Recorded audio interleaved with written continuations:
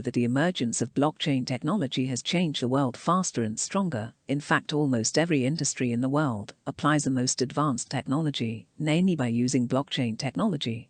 The emergence of blockchain has connected the financial industry in a more seamless and modern way. On the one hand, cryptocurrency has grown significantly in recent years.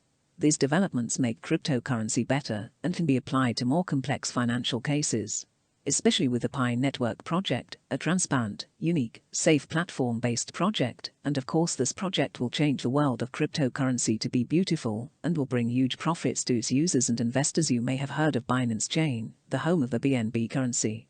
It is optimized for very fast trading.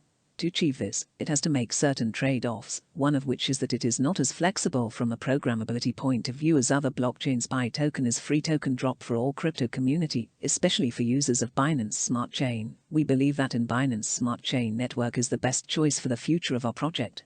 We learned how Bitcoin has grown to date because it originated from a very strong and sincere community promoting Bitcoin. PancakeSwap is a decentralized exchange running on Binance Smart Chain with lots of other features that let you earn and win tokens. Why should people use Pi tokens? Currently the crypto community is busy like tokens with a staking and farming system.